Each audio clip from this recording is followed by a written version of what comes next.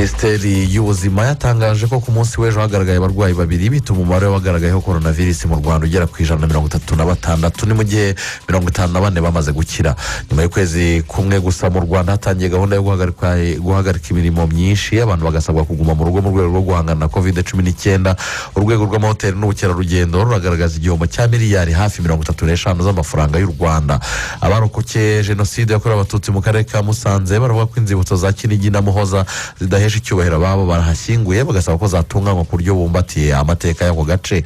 Mu rwego rwo guhangana n'icyorezo cya COVID-19 mu karere ka Nyagatare, guha abana amata ntabwo byahagaze hagamijwe kurwanya imirire mibi, ahubwo birakorerwa mu midugudu aho umugenerwabikorwa bamusangisha amata mu rugo.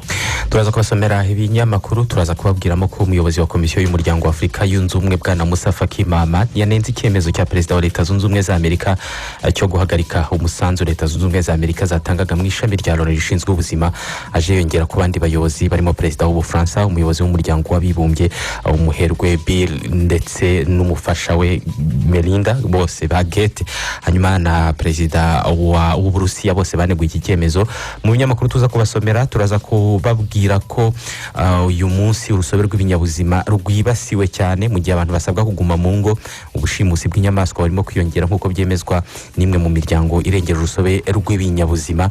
Turaza no kubasomera zimwe mu nkuru zanditswe mu binyamakuru ariko zivuga ku Rwanda, n'andi makuru menshi cyane atandukanye. Tubabwira ko hari umukire bita Bezos urimo urazamura ubukungu kubera abandi barimo barahomba. Aya makuru n'andi yose ni mu kanya ku buryo burambuye. Tubaha ikaze muri aya makuru ayobowe na Uwimana Ferdinand. Turi kumwe na Dede Dagobert Mariac yadufashije ku buhanga bw'ibyuma. Ku munsi w'ejo mu gihugu hagaragaye abandi bantu babiri barwaye coronavirus mu bipimo bigera kuri 923 byafashwe mu masaha 28 ashize. Ibi ngibi byatumye umubare w'abagaragayeho coronavirus mu Rwanda ugera kuri 136. Muri aba ngaba 54 barakize, harimo 5 bakize mu masaha 24 ashize. Abantu babiri bataweho ko bahuye n'abarwaye coronavirus mu Rwanda nibo nyine bagize ibipimo bishya byagaragaye ku munsi w'ejo. Abo bagaragayeho abangaba abarwaye coronavirus bose bahise bashyirwa mu kato, kandi hakomeje ibikorwa no biracyakomeje ibikorwa byo gushakisha abantu bose bahuye nabo kugira ngo basuzumwe ndetse bitabweho n'inzego z'ubuzima. Umuntu wese uhisha cyangwa se wanga gutanga amakuru arebana n'abahuye n'umurwayi wa coronavirus cyangwa se agahisha ibimenyetso byayo abashyize ubuzima bwa benshi mu kaga, kandi abihanirwa n'amategeko. Abarwayi bose baravurirwa ahantu habugenewe kandi barimo koroherwa. Abenshi muri bo ngubu nta n'ibimenyetso bya coronavirus bagaragaza, nta n'umurembye. Abaturarwanda bose barasabwa gukomeza kwitwararika nk'uko byatangajwe na Leta y'u Rwanda. Ingamba zongerewe igihe kandi zigomba gukomeza gushyirwa mu bikorwa. Abantu bose bageze mu Rwanda mu byumweru 2 bishize bashyirwa mu kato mu gihe cy'iminsi 14 guhera igihe bagereye mu Rwanda. Abanyarwanda barasabwa gukomeza kubahiriza amabwiriza y'inzego z'ubuzima, hitabwa cyane ku gukaraba intoki kenshi kandi neza, hanubahirizwa intera ya metero 1 hagati y'abantu. Ibimenyetso by'indwara twavugaga ya coronavirus ni inkorora, guhumeka bigoranye ndetse n'umuriro.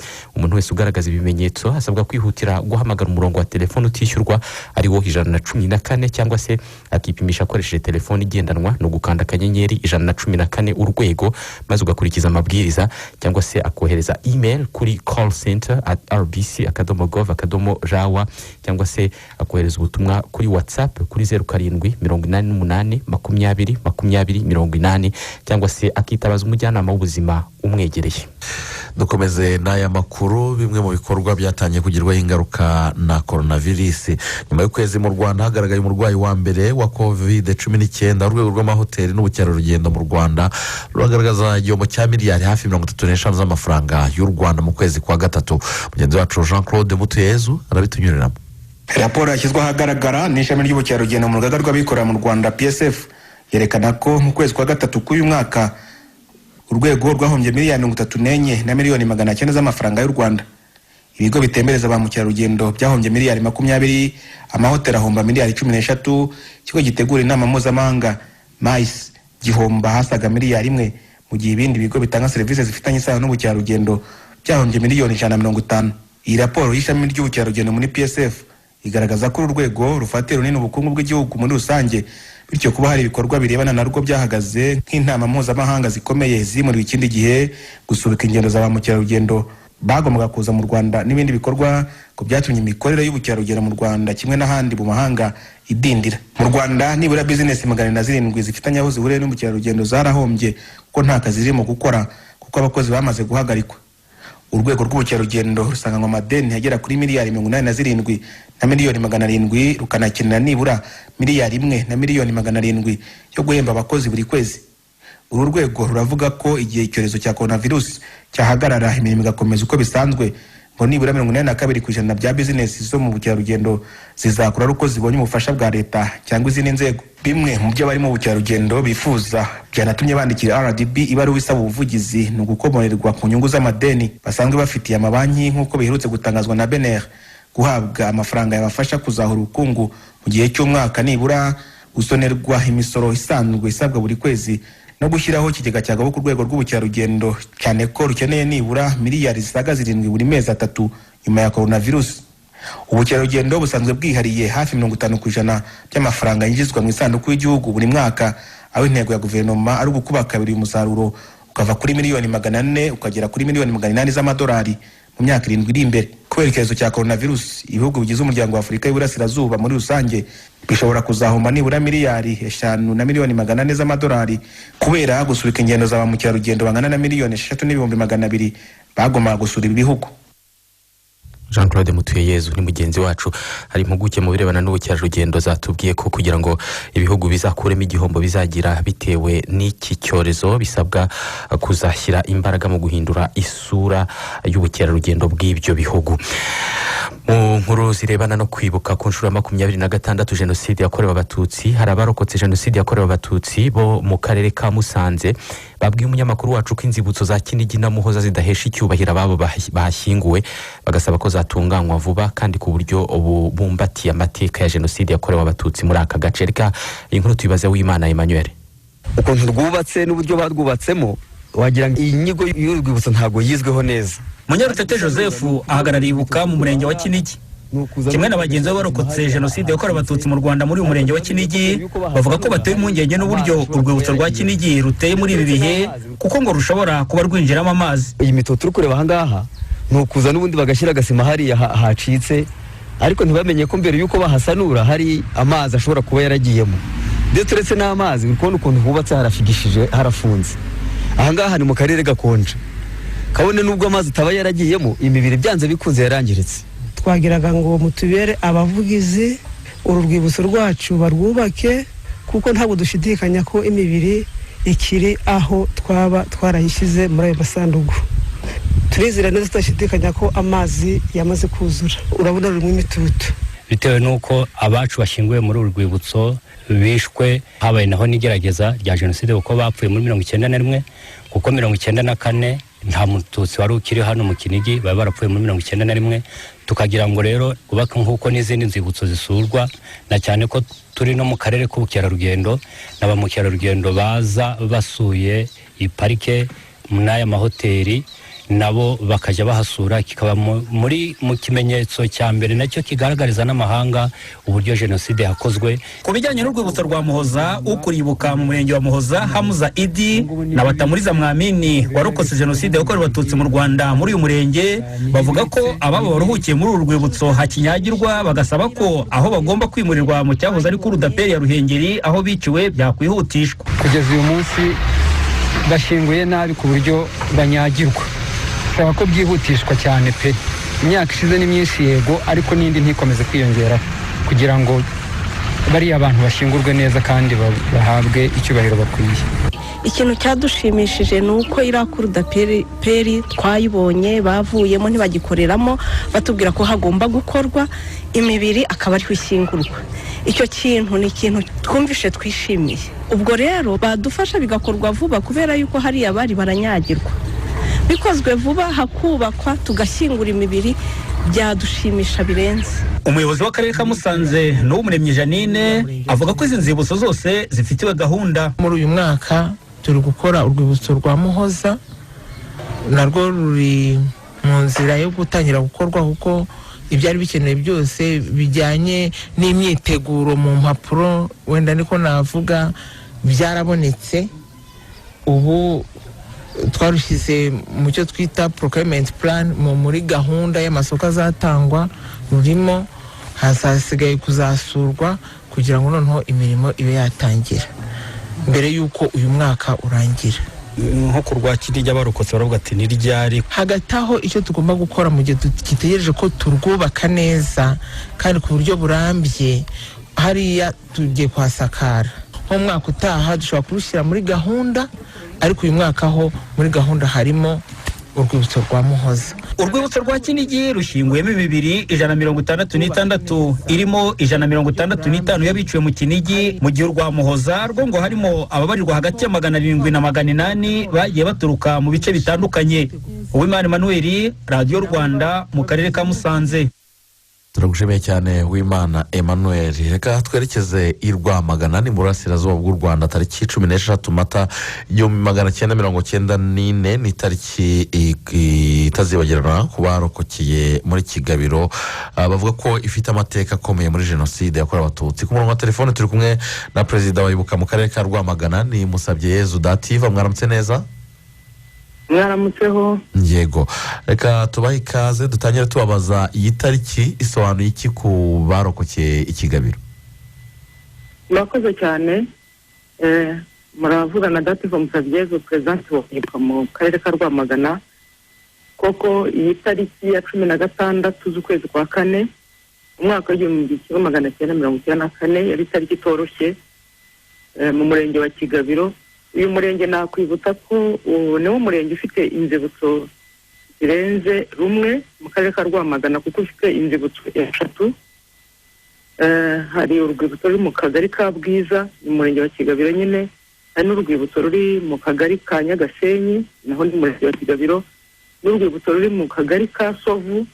Izo ni inzibutso 3 murenge umwe, ariko kuri iyi tariki by'umwihariko tugaruka ku nzibutso 2 asanzwe habera igikorwa cyo kwibuka n'ubundi kuri no tariki mu kagari ka Bwiza, aho bakunze kwita mu bitare bya Rutonde, ndetse no mu kagari ka Nyagasenyi, aho twibuka abatutsi benshi batikirijwe mu ishuri ryarizwe nka Economique, ubu ni Groupe Scolaire Saint Aloys Rwamagana.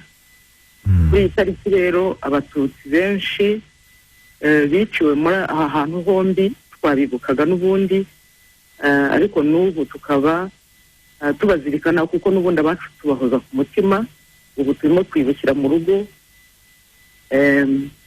abaharokotse rero benshi bagiye bafite imbuga nkoranyambaga bahuriraho, n'ubundi nubwo turi mu rugo ntabwo byarorereye, dukomeza tuzirikana abacu. Twakomeje gutekereza ku bacu, ibikorwa byo kwibuka biri ku mutima. Abahurira kuri izo mbuga nkoranyambaga rero bagiye bagerageza kuri WhatsApp guhana ubuhamya hagati yabo, dukomeza kwibukira mu rugo. Habaho ibikorwa byo gusukura kumva hubahirizwa aya mabwiriza ya coronavirus yo kwirinda, kugira ngo iyi tariki igere nyine abantu bacu aho baruhukiye hafite isuku. Hanyuma reka tubabaze ku byerekeranye n'ubundi gahunda mu Rwanda ni ukwibuka twiyubaka. Nka president wa Ibuka, urugendo rwo kwiyubaka ku bacitse ku icumu aho ngaho ubu bahagaze gute? Ubuzima bwabo babayemo bumeze gute?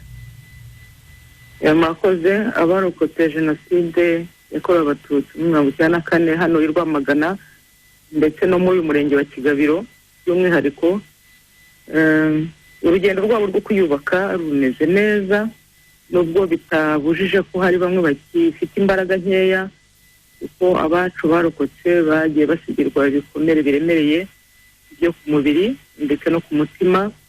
Hari abasigiwe indwara ziremereye ku buryo bitaboroheye kwinjirana imbaraga mu buzima busanzwe, ariko icyo nashima ni uko bitaweho n'ubuyobozi, bitaweho na leta yacu. Abagomba guhabwa inkunga y'ingoboka barayihabwa kandi ku gihe, ibyo bikabafasha. Hari abari bakeneye amacumbi barayahawe, ku buryo muri uyu murenge wa Kigabiro navuga ko imibare ni mike cyane y'abasigaye badafite amacumbi, yewe no mu karere kose. Urugendo rwo kugaruka mu buzima busanzwe rwo kwiyubaka ruracyarimo kubera za mbaraga nkeya, abo tukibona bagifite ibibazo by'intege nke cyane cyane muri ibi bihe byo kwibuka, ariko dukomeza kubaba hafi ndetse n'ubuyobozi bwacu bukababa hafi, cyane cyane iyo tugeze muri ibi bihe byo kwibuka nko kuri iyi tariki ngarukamwaka, iyo abantu bageze kuri ya tariki yabo ubona ko bongeye gusubira inyuma cyane, hariho abagira ibibazo by'ihungabana biremereye, ariko bagakomeza bakitabwaho. Ntabwo bameze nabi cyane, navuga ko nabo barimo baragerageza kugaruka mu mibereho myiza, baragerageza gutaguza, bagerageza kwiyubaka kandi bakabifashwamo. Hanyuma mu gusoza ikiganiro tugiranye, kwibuka ku nshuro ya 26 byahuriranye n'ibihe bidasanzwe isi irimo n'ubundi by'indwara ya COVID-19. Uyu ni nawo mwanya twagira ngo utanga ubutumwa ku barokotse. Murakoze cyane. Ubutumwa bwa mbere naha abarokotse jenoside yakorewe Abatutsi 1994 nubwo gukomera, twihangana tukakira neza ayo mabwiriza kuko byabanje kutugora kwibukira mu rugo. Buryo warokotse jenoside yageze aharuhukiye abe yumva aruhutse, arongera akarira akamurira kuko cyagiye ntabwo twabonye umwanya wo kuririra abacu. Ubu rero ntibyashobotse, ariko rero hamwe n'amabwiriza dufite aturindira ubuzima, basanze ibyo twarokotse n'ibyo byari bikomeye kurusha. Ubu ngubu twitaweho, nubwo turimo kurwanya iki cyago ariko twitaweho, ni ku nyungu za twese. Twagerageje kubyakira, dukomeze tubyakire neza kandi tubane hafi bamwe ku bandi. Hariho abacu bafite imbaraga nkeya bakeneye ko wanamuhamagara kuri telefone ngo yumve ahumurijwe, cyane cyane ko wenda watabasha kuyegura ngo ahamagare, ariko giye ufite izo mbaraga, ndahamagara umuvandimwe wanjye numve ko amerewe, ndahamagara wa wundi nziho imbaraga nkeya numve ko amerewe. Niba afite n'ikibazo nsaba umuri hafi, ubifite mu nshingano, kuko hariho ababishinzwe, umujyanama w'ubuzima uhuguwe ku ihungabana, umuyobozi wo muri hafi, mukorerwa ubuvugizi.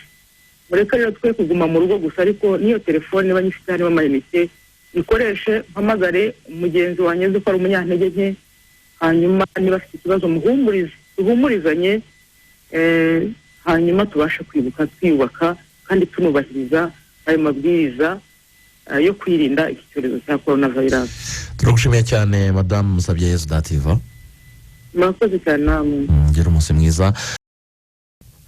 Nubundi turacyavuga ku nkuru zirebana no kwibuka ku nshuro ya 26 jenoside yakorewe Abatutsi. Hari abarokotse jenoside yakorewe Abatutsi batujwe mu kagari ka Gasharu, ni mu murenge wa Kinyinya, ni hano mu mujyi wa Kigali. Babwiye umunyamakuru wacu ko inzu bahawe zanditse ku karere ka Gasabo. Ibi birimo gutuma bahendwa cyane no kwishyura umuriro w'amashanyarazi, bishyuzwa nyine ku kiguzi cy'akarere, ndetse ngo birimo gutuma badashobora gusana izi nzu kubera ko zimwe muri zo zanatangiye kwangirika. Reka inkuru tuyibaze Jean Claude Kwizera. Ni ikibazo kimaze imyaka 7 nk'uko abaturage babitangaza. Basobanura ko kuva bahabwa izi nzu batigeze bahabwa ibyangombwa byazo, bigatuma iyo baguze umuriro w'amashanyarazi bahendwa cyane kuko rege ibari kwihaye akarere. Aya mazu tumaze imyaka, ubu tugiye kumara 7 twaratujwe hano. Mu by'ukuri tugura umuriro nkanjye, umuriro w'igihumbi umaramo iminsi 3 kuko baduha inite 3 n'ibice 80. Mu gihe abandi bagenzi bacu babaha inite 9 n'ibice. Rero mu by'ukuri urumva ko harimo ikinyuranyo, kandi iyo ugiye kugura nyine biza ku karere ka Gasabo. Ngubu nta byangombwa byawe dufite, niyo tugiye kugura umuriro ku makashi power, ayo mazu yacu afite ntabwo yanditse ku mazina yacu kuko ibyangombwa by'amazu ntabyo dufite, biracyari mu maboko y'akarere. Icyo gihe rero tugura umuriro uduhenze, wenda birumvikana ku giciro kisa nkaho gisanzwe, ariko amayinite tubona abari make paraporo y'igiciro twatanze. Izi nzu zacu tubamo ntabwo, iyo dukeneye umuriro kuwugura ntabwo tugura neza nk'abandi. Iyo tuguze nk'uw'igihumbi bashaka kuduha mukeya utatumaze igihe. Uretse iki kibazo, abaturage bavuga ko n'ikibazo cy'amazi kitaboroheye kuko bavoma mu gishanga mu buryo burije, bakaba kandi batanemerewe gusana inzu kuba zatangiye gusanyuka, kuzisabira inguzanyo n'ibindi. Twebwe rero tumaze hano imyaka 7. Imbogamizi dufite nuko nta byangombwa dufite by'uyu mutungo baduhaye. twagerageje no kujya gushaka ikibazo gushaka amazi baratubwira ngo tudafite ibyangombwa nta kintu batumarira, nta n'amazi dufite. Twagiye ku karere ariko nta gisubizo bigeze baduha, twarasiragiye baratubwira ngo bazabikora na n'ubu turacyategereje. Nta mazi tugira muri izi nzu rero, iyo tugiye twasabye amazi baratubwira ngo tubanze tuzane ibyangombwa icyangombwa cy'ubutaka. Nta cyangombwa cy'ubutaka rero tugira, rero twasabaga mutukorera ubuvugizi, twarabisabye ariko bakatubwira ngo muzagaruke. Ikigega cya leta gishinzwe gutera inkunga abarokotse jenoside yakorewe abatutsi batishoboye kivuga ko ibi bikorwa mu turere ari natwo tuba tubifite ububasha, gusa bakavuga ko ngo nka farije babikora ubuvugizi nk'uko bitangazwa n'umuyobozi w'iki kigega Theophile Ruberangeyo. Cyangombwa byo nakubwiye icyo kijyanye n'ubuzima, kubavuza, kijyanye no kumubona icyo kurya, akabona umwambaro, umwana akabona ishuri, akagira gute, turamutse tubonye ibyiyongereye n'ibyo nabyo twabikora. Ariko ubuvugizi ni ubwo ngubwo, aho mu karere aho babashakiye amazi n'amashanyarazi bafite uburyo bari babinabyumvikanyeho, turakuza tuvugane nabo turebe uburyo batabibura kandi baramaze no kwimenyera kandi bafitiye n'akamaro. Umuyobozi nshingwabikorwa w'akarere ka Gasabo Umwari Pauline avuga ko ikibazo cy'ibyangombwa kizakemurwa nyuma ya gahunda ya Guma mu Rugo yashyizweho mu rwego rwo kwirinda ikwirakwizwa ry'icyorezo cya coronavirus. Iki gihe cya covid nikivamo bazaze dukora iby'amategeko ateganya, tubaha ibyangombwa byabo. Bibaye dusanze hari uwakwije igihe amategeko ateganya n'amabwiriza akaba icyangombwa kitaramwandikwaho, iki cyorezo nikirangira buriya tuzabireba rwose, tuzabafasha. Muri rusange ikindi kibazo kireba imiryango 16 yatujwe mu nzu 16 zubatswe mu buryo bwenye muri imwe, ibi bita 4-in-1. Jean Claude Kwizera, i Kigali. Turagushimira cyane Jean Claude Kwizera. Amakuru yacu tuyakomereze i Nyagatare. Nubwo ingombonezamikurire z'abana bato zafunze imiryango mu karere ka Nyagatare mu rwego rwo kwirinda ikwirakwira ry'icyorezo cya coronavirus, abantu bagomba kuguma mu ngo zabo. Guha abana amata hagamijwe kurwanya imirire mibi byo ntabwo byigeze bihagarara, ahubwo birakorerwa mu midugudu. Amabwiriza avuga ko umugenerwabikorwa bayamusangisha iwe mu rugo. Kanyumba Beata arakomeza n'inkuru irambuye. Ingombonezamikurire z'abana bato mu karere ka Nyagatare uko ari 2244. Muri ibi bihe hashyizweho amabwiriza yo kuguma mu ngo hirindwa ikwirakwira ry'icyorezo cya coronavirus, zose zarafunzwe. Hashingiwe ku mabwiriza yatanzwe, abana bari hagati y'imyaka 2 n'6 bazihererwagamo amata, ubu basigaye bayasangishwa mu ngo z'ababyeyi babo. Ayo mata aba yagejejwe ku masite yatoranyijwe mu mudugudu, akaba ariho atekerwa. Hari komite yashyizweho mu mudugudu ari nayo yahawe amabwiriza ko ari igomba kuyageza mu miryango y'abana urugo ku rundi. Ntezirya Elisa, umuyobozi w'umudugudu wa Ntomba, akagari ka Ntomba ho mu murenge wa Musheri, nk'umwe mu bari muri iyo komite yo gutanga amata, agaragaza ko nubwo ari akazi katoroshye bagomba kubikora kuko kurengera ubuzima bw'abana babo. Ubundi mbere abana bararazaga tukabagaburira aho ngaho, ariko bitewe n'icyo cyorezo cyaje bavuze ko abana bagomba kuba mu ngo n'ababyeyi bakaba mu ngo, ariko twebwe nk'ababishinzwe tukaza tubagemurira amataho mu ngo zabo. Ntabwo tubyinubira bitewe na gahunda leta, ntabwo yaba yaraduhaye amata yo kugira ngo abana bacu bave mu mirire mibi, babe abana bazima ngo tubyinubire. Ku ruhande rw'ababyeyi b'abana nabo bashimira leta ko kwita ku bana babo bitahagaze nubwo igihugu kiri mu bihe bikomeye byo guhangana n'icyorezo cya coronavirus.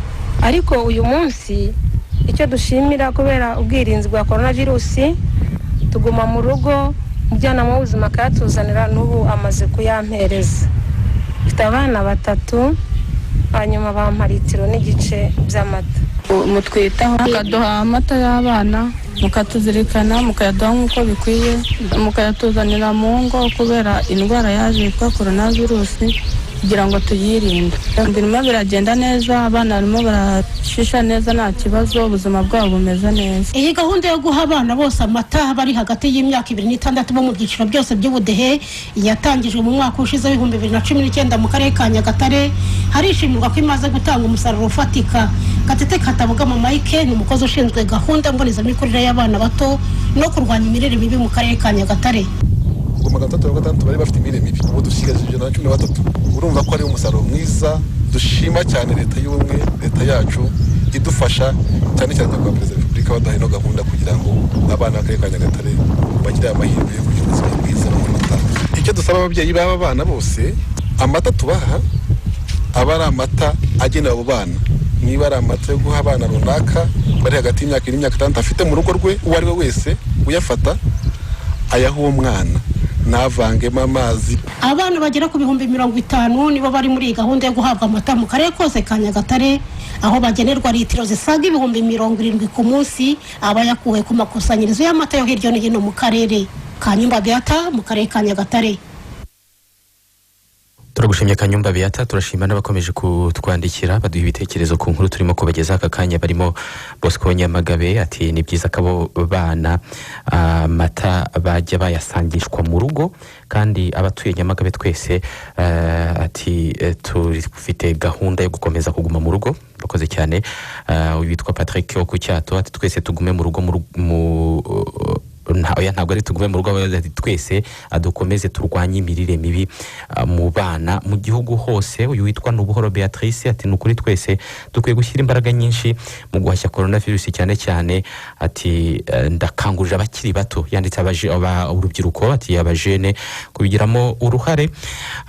Mu bandi batwandikiye harimo Mahoro Bireme ati ni byiza kuba akarere ka Nyagatare gakomeje guha amata abo bana kubera ko bizabafasha gukomeza kurwanya igwingira n'imirire mibi, kandi n'utundi turere dukore gutyo mu rwego rwo kwirinda coronavirus ariko turwanya n'imirire mibi. Witwa Jaco Mugisha we ari mu majyepfo ati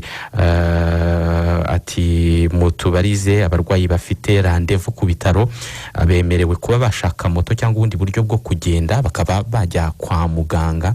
Ibikorwa by'ubuvuzi byo birakorwa bigakomeza, ndetse ukagaragaza n'ibyangombwa nyine bigaragaza ko ugiye kwa muganga. Niyo randevu yavugaga, niyo randevu wavugaga irakoreshwa. Ngira ngo nta kibazo cyaba gihari. Amwe mu makuru agizwe mu mikino nuko hano mu Rwanda amakipe yatangiye kugira ingaruka kubera COVID-19. Ikipe ya Musanze Football Club yerutse gutangariza abakinnyi bayo ndetse n'umutoza yuko batazahembwa ukwezi kwa kane. Ni ibintu umutoza Ahmed Adel utoza ikipe ya Musanze Football Club yatangaje ko bitamushimije, ndetse bishobora no gutuma amasezerano yari afitanye n'iyi kipe ayasesa, kuko n'ubundi yari afite amasezerano y'igihe cy'amezi 6 agomba kurangirana n'iyi shampiyona muri uyu mwaka. Uyu mutoza rero akaba yavuze ko atashimishijwe n'iki cyemezo. Icyemezo rero cyafashwe n'akarere ka Musanze gasanzwe gatera inkunga iyi kipe, ari nako gatuma iyi mishahara y'abakinnyi iboneka, kuko ngo ibyihutirwa hari ibikorwa byinshi cyane byihutirwa ku buryo abakinnyi bamenyeshejwe ko batazahabwa umushahara wabo ukwezi kwa kane nk'uko byari bisanzwe. Iyi kipe ya Musanze ni imwe mu makipe yarasanzwe amenyereyeho kwishyura cyangwa se gutanga imishahara y'abakinnyi ku gihe, ariko ntabwo bizakunda. Byatumye rero Ahmed Adel avuga ko ashobora gutandukana n'iyi kipe. Ni mu gihe mu ikipe ya Mukura Victory Sport bo bagiye kumara amezi hafi 4. Ikipe ya Mukura iheruka guhemba mu kwezi kwa 11 k'umwaka ushize, abakinnyi bayo nabo bakaba batamerewe neza muri ibi bihe. Gusa hari amakuru avuga ko akarere ka Huye ngo gashobora kubahemba amwe mu mafaranga babafitiye tariki 17 z'uku kwezi, no kuvuga ngo nejo bundi kuwa gatandatu. Ubwo rero byose bikaba bigitegerejwe. Amakipe nka Rayon Sport nayo yamaze gutangariza bamwe mu bakinnyi bayo uko amafaranga atari maraboneka, ndetse hari bamwe mu bakinnyi batangiye kuva ku mbuga bahuriraho n'abandi bakinnyi b'iyi kipe bagaragaza ko batishimiye uburyo nta mutungo nyine uhari wo kubahemba.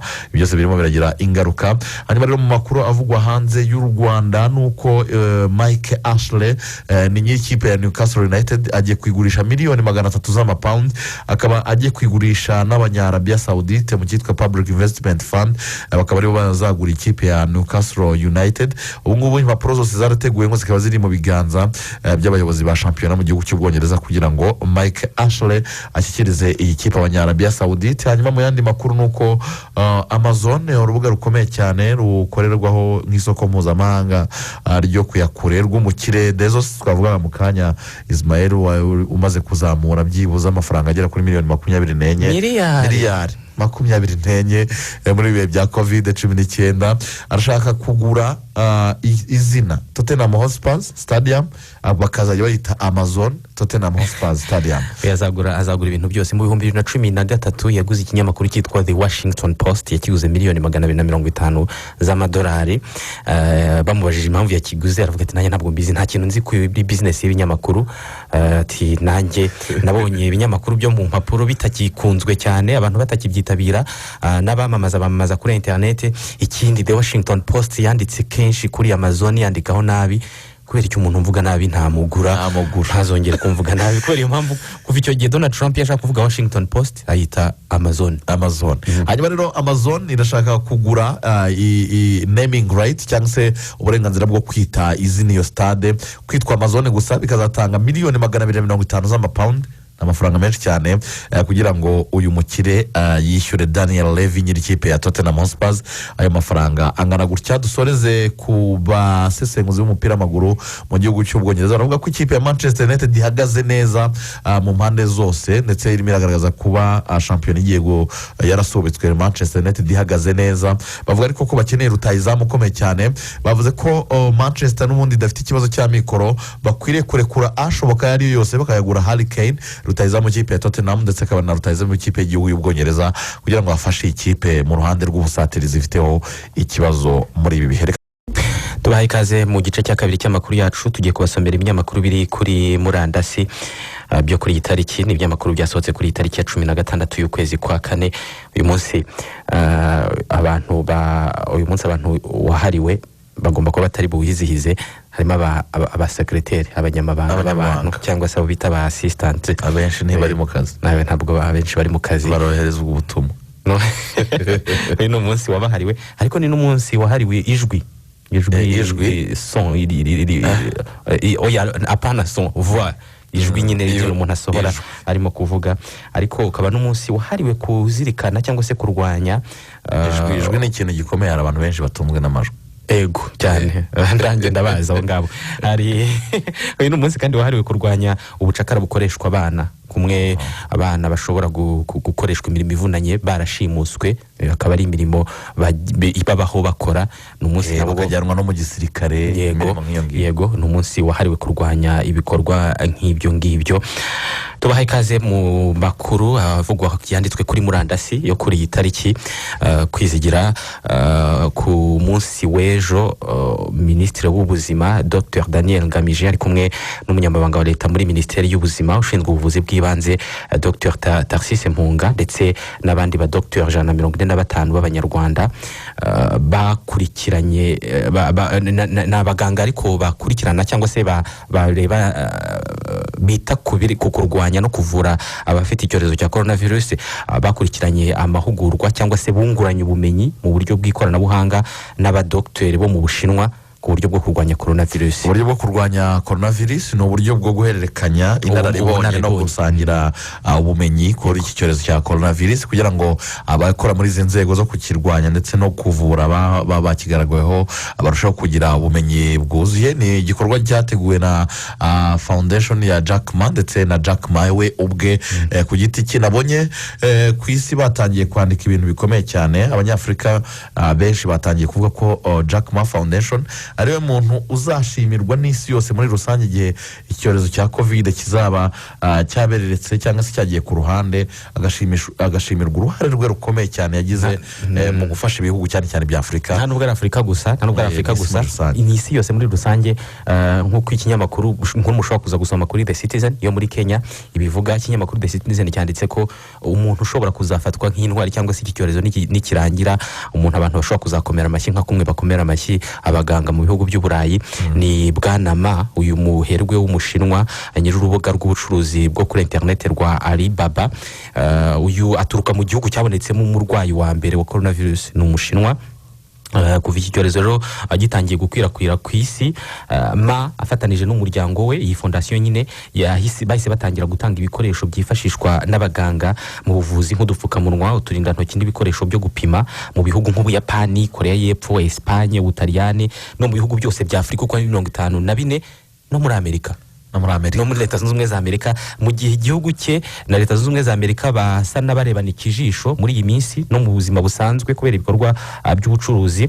We yafasha amamiliyoni y'ibi bikoresho abitanga nk'inkunga muri biriya bihugu. Yavuze ijambo ryagarutsweho n'ibinyamakuru, yaravuze ati uyu munsi birasa naho twese turi mu ishyamba ririmo kugurumana ryafashwe n'inkongi y'umuriro. Byaba ari ukutareba kure turamutse twicaye ku ruzitiro rw'iryo shyamba maze tugahangayika, mu guhangayika kwinshi tukarireba rigurumana twabuze icyo dukora, aho kugira ngo tugire icyo dukora. Ati uyu munsi iki ni igihe cyo gukorera hamwe. gukorera hamwe nibyo yavugaga cyane. Wabonaga yuko asa nk'unatunga urutoki uburyo bwa perezida Donald Trump yakomeza guterana amagambo avuga ko igihugu cy'Ubushinwa cyahishe imibare, uburyo igihugu cy'Ubushinwa kitigeze gitangaza iby'iyi ndwara ngo abantu batangire kwitegura hakiri kare. Ariko avuga ko rwose abantu bakwiriye kubona ko ari intambara abantu bakwiriye gufatanya bose, ibyo guterana amagambo byo kwitana ba mwana bikwiriye gushyirwa ku ruhande bikazarebwa nyuma.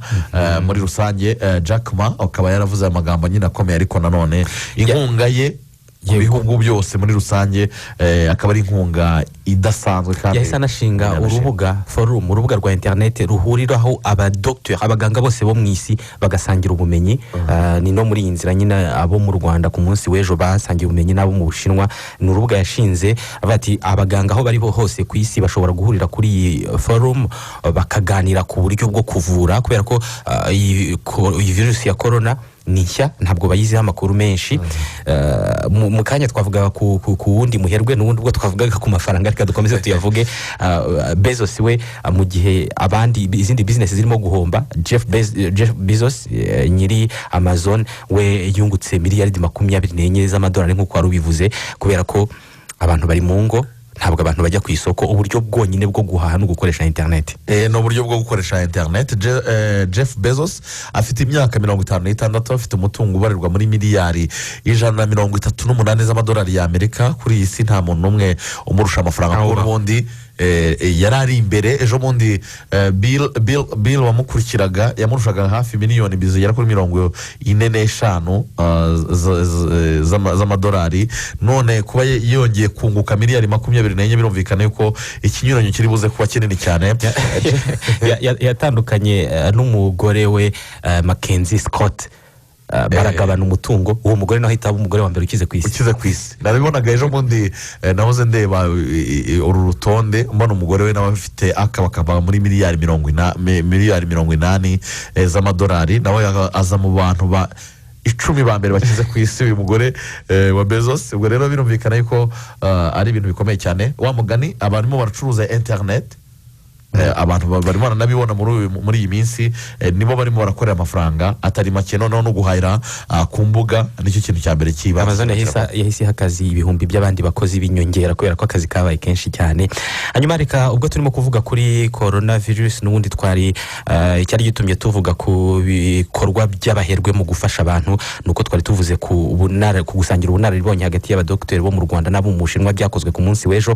Ariko n'ubundi mu nkuru zo mu Rwanda ikirimo kuvugwa nanone, The New Times yibajije ikibazo muri iki gihe igihugu gihanganye n'icyorezo cya coronavirus, mu nkambi z'impunzi babayeho bate? Ni ikibazo The New Times yibajije. U Rwanda nk'igihugu gicumbikiye impunzi zirenga 150 rwafashe ingamba zo kurinda ubwandu bwa coronavirus muri izo nkambi. Minisiteri ishinzwe ibikorwa by'ubutabazi yavuze ko yashyize ibikeneye byose muri izo nkambi ifatanyije n'ishami ryita ku mpunzi ndetse n'ishinzwe ibiribwa. Iyi minisiteri ikaba yaravuze ko yashyizeho muri izi ngamba ibiribwa, amazi n'ibikorwa by'ubuvuzi ndetse n'iby'isuku bihagije. Ejo bundi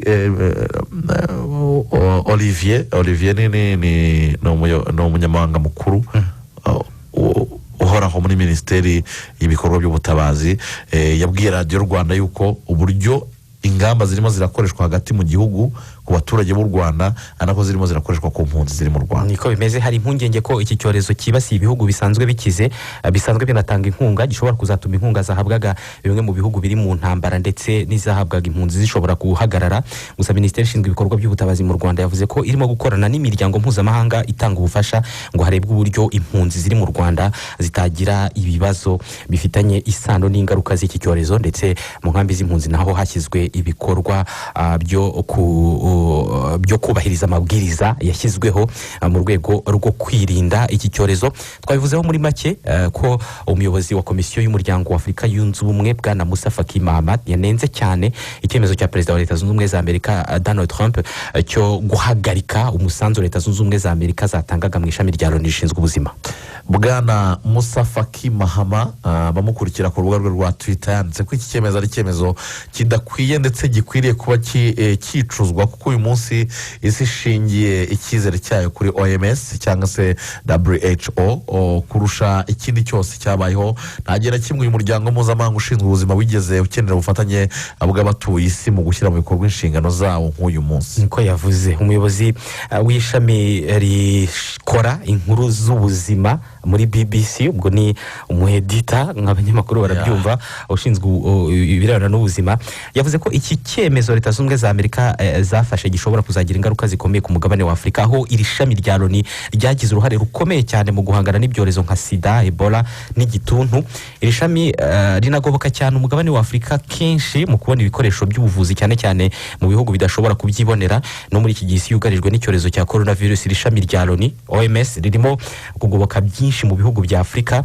Kwa kabiri nibwo perezida wa Leta Zunze Ubumwe za Amerika nyine yavuze ko Leta Zunze Ubumwe za Amerika zigiye guhagarika gutanga miliyoni zigera kuri 400 z'amadolari zatangaga muri OMS buri mwaka kubera ko iri shami rya Loni ryabogamiye cyane ku Bushinwa mu kurwanya iki cyorezo cya coronavirus. Ubwo iki cyorezo cyadukaga byamaganiwe kure n'abantu benshi cyane bagiye babivugaho bavuga ko Leta Zunze Ubumwe za Amerika zigiye gufata umwanzuro udakwiriye, ahubwo byagakwiriye kuba ikinegu kuri yo, ndetse byanakuriye n'impaka ndende hagati y'abantu bavuga ko Leta Zunze Ubumwe za Amerika zagakwiriye gukorwa n'isoni zo kuba zo zitarateguye uburyo bwo kwirinda ku gihugu cyabo, ahagaragara umubare munini w'abantu barimo barafa ndetse n'abanduye kurusha kuba batangira kureba ijisho cyangwa se kureba uyu muryango wita ku buzima yuko ari utatanze amakuru ku gihe. Ndetse hari n'inkuru nyinshi cyane zasohotse Ismael zivuga kuri iki cyorezo cya coronavirus. Iyi kaminuza ya Johns Hopkins iyo yamaze gutangaza ko umubare n'ubundi wamaze gusaga abantu 2 miliyoni ku isi banduye. Ubu tubabwira ibi ngibi abanduye ni 2 miliyoni n'ibihumbi 83 n'abantu 355, hanyuma abamaze gupfa bamaze ku ibihumbi 134 n'abantu 619, ariko abakize ni ibihumbi 510 n'abantu 446. Leta Zunze Ubumwe za Amerika ni cyo gihugu cyibasiwe cyane kurusha ibindi kubera ko zifite abantu ibihumbi 644 n'abantu 89 banduye. Nta gitangaza kizabamo kuba abantu miliyoni muri Leta Zunze Ubumwe za Amerika bashobora kuzandura. Leta Zunze Ubumwe za Amerika zituwe n'abantu miliyoni 370, zimaze gupfusha abantu ibihumbi 28 na 529, ni benshi. Hakize ibihumbi 48 nibo bamaze gukira muri Leta Zunze Ubumwe za Amerika. Gusa igitangaje nuko uyu munsi ku wa kane biteganyijwe ko Perezida Donald Trump ari buze gutangaza umwanzuro w'ingamba nshya n'amabwiriza mashya yo gufungura imirimo imwe n'imwe. Hari igihe ngo zimwe muri leta zariya muri Leta Zunze Ubumwe za Amerika uyu munsi ziri bwemererwe gutangira kujya mu mirimo yabo nk'uko byari bisanzwe, imirimo imwe n'imwe igafungurwa, bagatera intambwe cyangwa se bagatera ikirenge mu cy'igihugu cy'Ubudage. Ubudage nabwo ku munsi w'ejo nibwo bwatangiye gufungura imirimo imwe n'imwe kugira ngo abantu batangire kujya mu bikorwa byabo bya buri munsi. Mu birebana no gufungura mu kanya dushobora kuza kubivugaho nka Denmark ku munsi w'ejo yafunguye amashuri, ariko RFI niyo yanditse ngo ni gufungura mu buryo buri timide, no kuvuga nabo ntabwo bafite icyizere urumva cyuko icyo ari icyemezo cyiza. Impamvu babona ko atari icyemezo cyiza ndetse n'umwanzuro bafashe nuko urebye Denmark yahereye ku mashuri abanza. Yego, tumanze mugende turebe ubwo urumva ngo hazakurikira yisumbuye. Ababyeyi banabyamaganye bavuze bati kubera ko bafunguye ariko bavuga ko abana n'ubundi bakwiye kubahiriza gahunda zirimo gusiga intera hagati yabo. Ababyeyi bavuga umwana ntabwo ashobora kumenya kubahiriza ayo mabwiriza, murimo murabasaba ibintu byinshi badashobora kubahiriza. Ubwo tuvuze ku mashuri reka tuhite tuvuga ko iyi gahunda yo kwigira mu ngo hakoreshejwe ikoranabuhanga ikomeje kugorana mu bihugu bitandukanye byo muri Afurika y'Uburengerazuba, cyane cyane kubera internet yo mu karere ni mu bice bya hariya mu burengerazuba bwa Afurika. Kwigira mu rugo byaragoranye cyane uyu munsi mu bihugu bya Burkina Faso, Senegal, Mauritania ndetse n'ahandi muri Afurika y'Uburengerazuba. Amashuri abanza yisumbuye na kaminuza arafunze mu rwego rwo kwirinda ikwirakwira rya coronavirus. UNICEF ibara nibura abanyeshuri miliyoni 128 mu bihugu byo mu burengerazuba bwa Afurika batarimo kwiga, bakaba bagomba kwiga kwigishirizwa mu rugo mu bihugu birimo za Cameroon na Mali hashyizweho gahunda zo kwigishiriza abanyeshuri kuri televiziyo na radiyo, ariko muri Niger na Gabon hatangiye gahunda yo gutangira amasomo kuri WhatsApp, kuri za WhatsApp. Hanyuma ikibazo nuko benshi badafite internet nkuko twari tubivuze, ndetse ibi bihugu abaturage bose nta nubwo bafite radio na televiziyo. Ubu hari gahunda yuko bamwe mu banyeshuri bajya gukurikirana amasomo kuri televiziyo mu baturanyi, ibintu nabyo bishobora gukwirakwiza icyorezo cya coronavirus. N'ubundi ntabwo bitandukanye cyane no kujya ku ishuri. Ingaruka nyinshi kuri iyi ngingo ziri ku banyeshuri bo mu byaro, kubera ko nta na gahunda n'imwe ihari yo kuba bafashwa kwiga. Niyo mpamvu imiryango imwe iharanira uburezi kuri bose muri ibi bihugu yamaze kuvuga ko itashobora gushyigikira gahunda yo kwigira mu rugo, kubera ko n'uburezi busumbanya. Badafite televiziyo na internet ntabwo bashobora kwiga. Abiga n'ubundi n'abasanzwe bafite amikoro. Rero iyi miryango yarangije kwitandukanya n'izi gahunda. Muri Burkina Faso leta irimo gukorana n'abayobozi b'amashuri kugira ngo hashyirweho urubuga rumwe abanyeshuri bashobora kwigiraho kuri internet, ariko batayifite ubwo birumvikana ko nabwo ari uburezi busumbanya. Hanyuma twari twabibabwiye mu ngingo imiryango irengera urusobe rw'ibinyabuzima iri kuvuga ko hashobora kuba kwangirika ndetse mu buryo bukomeye cyane. Kwangirika kw'ibinyabuzima, gushimuta, barushimusi. Hari abantu benshi bashobora no kwishora mu murimo wo gushimuta kubera ko imirimo yabo isa n'ihagaze. Imwe muri iyi miryango yavuze ko kuva iki cyorezo cyakwaduka kigatangira gukoma mu nkokora ibikorwa byinshi byari bibeshejeho abantu. Ibikorwa byo guhiga inyamaswa zisanzwe zirinzwe byariyongereye cyane mu bihugu bimwe na bimwe, nko muri Cambodia cyane cyane. Mu Buhinde ho barimo guhiga ingwe ari benshi. Muri Afurika hari impungenge ko abantu benshi bashobora gutangira guhiga inkura ndetse no kwangiza indi mitungo kamere. Ibi ngibi bigashobora gutizwa umurindi nuko ibikorwa by'ubukerarugendo byahagaze kuri uyu mugabane. Ikibazo cy'iyi miryango, iyi miryango irimo kwibaza ni uburyo leta z'ibihugu muri Afurika zirimo gukomeza kurinda no kubungabunga ibyanya bikomye mu gihe amafaranga byinjizaga atarimo kwinjira. Hanyuma iyi miryango yasabye ba minisitiri b'imari mu bihugu 20 bikize ku isi bagiye guhura muri iki cyumweru baganira kuzahura ubukungu nyuma ya coronavirus. Iyi miryango rero yabasabye kuganira no kuri ibi bikorwa. Ese mu gihe ubukerarugendo butarimo gukorwa, ibikorwa by'ubukerarugendo cyangwa se umutungo kamere winjizaga amafaranga urimo urarindwa gute? Aho ngaho aho ntiwaretswe kubera ko utakinjiza amafaranga, abantu bakirara mu nyamaswa bagashimuta. Birashoboka cyane kubera ko ahantu henshi mu nzego zitandukanye kubera guhagarara kw'ibikorwa bya buri munsi, ngira ngo nko mu Rwanda wenda urugero ibikorwa by'ubukerarugendo kuba byahombye miliyari 35 mu kwezi kumwe, birumvikana ko hari ahandi nabo batunzwe n'ubukerarugendo ku buryo bavuga ati ntabwo tugifite ubushobozi bwo guhemba abarinda za parike n'ahandi gutyo, ku buryo bishobora kuzatuma bamugani ibikorwa nk'ibi byongera. Tubabwiye ko dukomeza kubasomera amakuru ari mu binyamakuru kuri murandasi. Inzego z'umutekano muri Afurika y'Epfo zataye muri yombi umugabo ufite ubwenegihugu bwa Zimbabwe wagendaga hirya no hino mu mijyi agurisha abantu impushya zibemerera gukora. Muri iki gihe abantu basabwa kuguma mu ngo. Ni mu gace kitwa Oliventhorpe, ni mu ntara yitwa Gauteng. Uruhushya rwemerera umuntu gukomeza gukora yarugurishaga nibura amarandi 300. Aya ngaya ni hafi 16,000 by'amanyarwanda, kubera ko muri iki gihugu abantu bemerewe gukora ni abakora imirimo y'ingenzi cyangwa se imirimo ya ngombwa. Uyu mugabo rero yabagurishaga impushya z'amagendo cyangwa se ibibari. Hanyuma mu makuru yandi nayarebana na coronavirus, mu masaha 24 ashize Ubwongereza nabwo bwapfushije abantu benshi kurusha izindi nshuro zose kuva icyorezo cya coronavirus cyakwaduka. Mu masaha 24 ashize mu Bwongereza hapfuye abantu 2,200 mu masaha 24. Ni abantu benshi cyane. Mu Bufaransa icyorezo cyo kimaze kwica abantu barenga 17,167 kuva mu ntangiriro z'ukwezi kwa gatatu. Muri bo 10,643 nibo baguye mu bitaro mu rwego rwo gushimira abakora muri serivisi z'ubuvuzi. Ku munsi w'ejo Minisitiri w'Intebe Edouard Philippe yatangaje ko uri muganga azahabwa agahimbaza musiki k'amayero 1,500. Yego, ariko aba n'abaganga bita ku barwayi ba coronavirus. Hanyuma kuba abaguye mu bitaro abagera ku 10,000, abarenga 6,000 bo baguye mu EHPAD ni n'amazu acumbikira cyangwa se yita ku bageze mu za bukuru ndetse no handi hantu hatangirwa serivisi z'ubuvuzi rusange, naho haguye abantu bangana gutya. Hanyuma handi mu Burayi hari hatangiye gufungura amashuri twabivugaga muri Denmark ku munsi w'ejo barafunguye. Mu Burayi nanone ibihugu bitandukanye bikomeje kongera igihe cyo kubahiriza amabwiriza yo kurwanya coronavirus nibura bikagera mu kwezi kwa gatanu.